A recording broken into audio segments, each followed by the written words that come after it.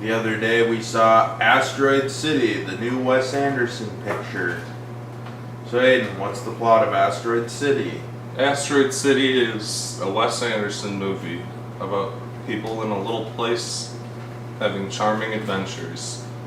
In this case, there's a small town in the desert between California and Nevada called Asteroid City that's basically a diner and a motel.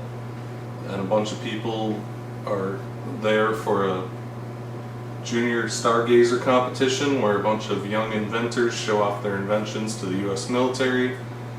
And during their stay, a UFO comes and steals a meteor, which causes them all to be locked in the town in quarantine where they have fun little adventures and learn to care about each other and do the Wes Anderson silly stuff. Connor, what'd you think of Asteroid City? I thought Asteroid City was pretty good. Now, I've seen most of Wes Anderson's movies. I think I've seen 11 of them now. I think this is number 11. So, his bag of tricks, this isn't shocking to me. If this was my first Wes Anderson movie, I'd probably have loved it. Yeah. Maybe if this was my 5th Wes Anderson movie, but this is my 11th. And that said, I don't think it's bad. I actually think it's a lot better than his last effort. Yeah. French Dispatch. No doubt on that. French Dispatch, just to recap a bit, we thought was a little messy. I think we reviewed it. We did review it on this channel, but Yes. it was just a little messy. The Wes Anderson overdose. It was a bunch of little vignettes. Nothing really felt well established. A couple of them were intriguing enough to be a full film. Some of them were so meh that they could have just sat on the cutting room floor. There's more to that movie than this movie, but this one is just better executed. I thought the effects were really cute, as per usual with Wes Anderson. He does cute little dioramas and matte paintings and stuff, and tries to do things without CG. Not necessarily because he's opposed to CG, which he probably is, because he doesn't use much of it, but He just likes making he just thinks it's cute to do like a miniature train going down the tracks when it's obviously a miniature. Or the charming hyper unrealism where everything looks like a play set and right. Well, then the a alien. toy and I thought the alien was really fun. The whole UFO and alien, and just how it came in and came out. That was cool.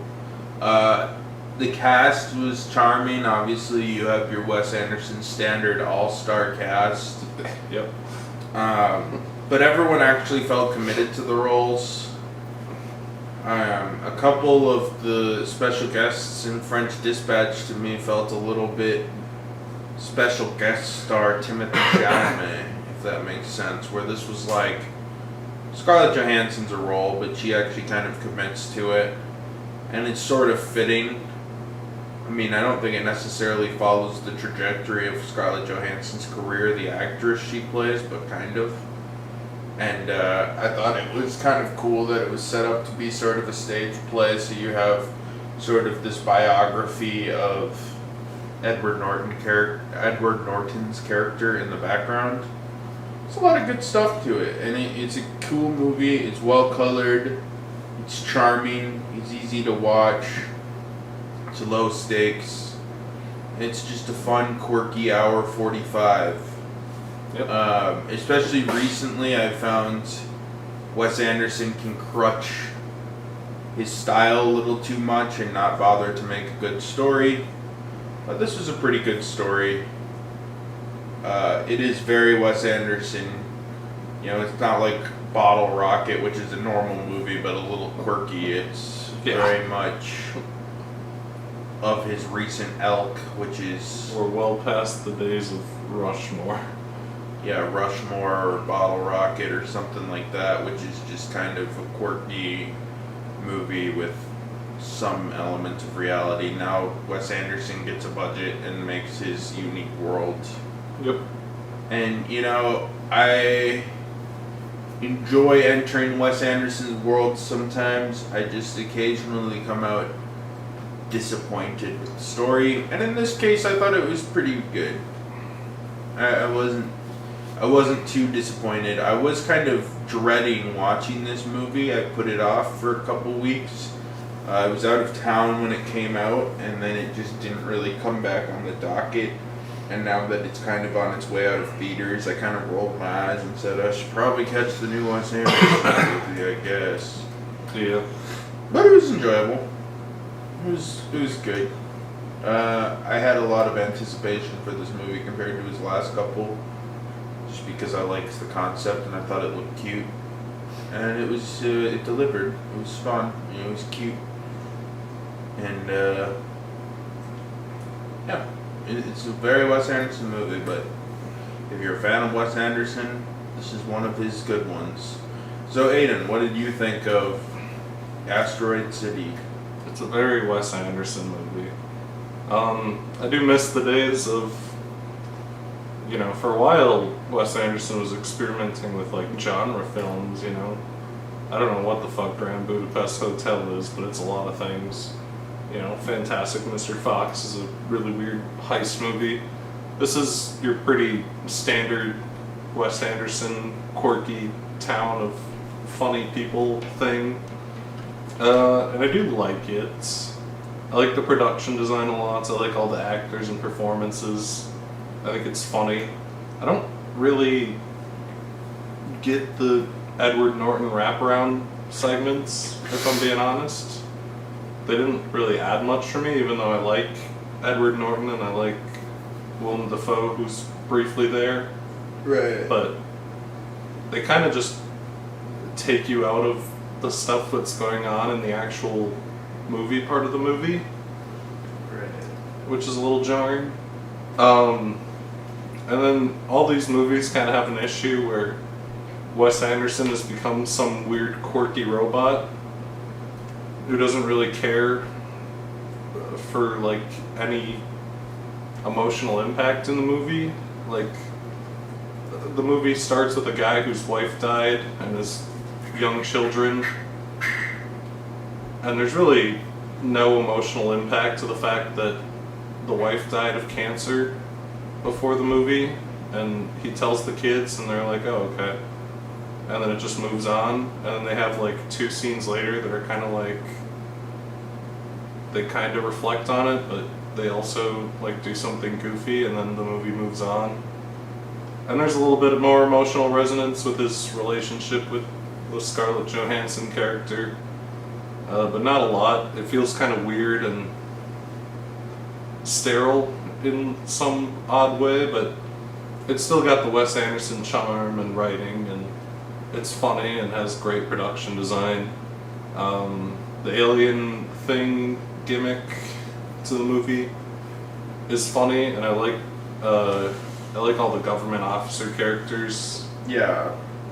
Especially because, everyone else is just doing standard Wes Anderson stuff, and then there's like these relatively serious military people who are just forced to deal with the weird people, because that's the premise of the movie. I find that stuff fun.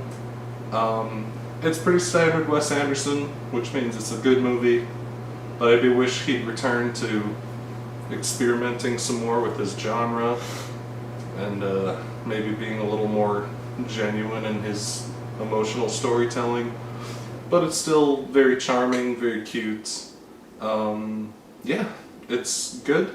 There's some things that have worn me down on Wes Anderson over the last couple of years. Right. But I can't deny that his movies have a very distinct charm. Connor, would you recommend Asteroid City? Yeah. If you're a Wes Anderson fan. If you're not, you might be kind of like, what? A little weird. I think the other thing too is I've watched a couple Wes Anderson movies over my lifetime, but for the most part, most of my Wes Anderson watching has been in the last like 2 or 3 years, where I caught a lot of the old ones like Life Aquatic, and Bottle Rocket, Rushmore, all the kind of older ones. And that's why I kind of felt worn down and was like, do I really Moonrise Kingdom? Do I really feel like I want to jump into another Wes Anderson movie? But I feel like now that I've watched through his filmography, and a lot of these movies I wouldn't really come back to that often, except for like maybe like Grand Budapest. Bottle Baby. Rocket, Grand Budapest, or I mean, even Grand Budapest to an extent, not really, but I mean like just like his more normal movies. Rushmore is probably my favorite Wes Anderson still, just because that's how I am.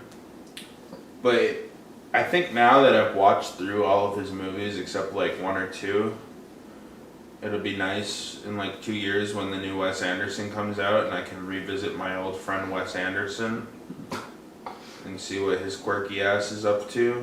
Yeah. But as for right now, it's just like, okay, I've watched a lot of Wes Anderson. Yeah. And maybe I'll still have that same feeling, but I feel like that's just kind of a personal aside.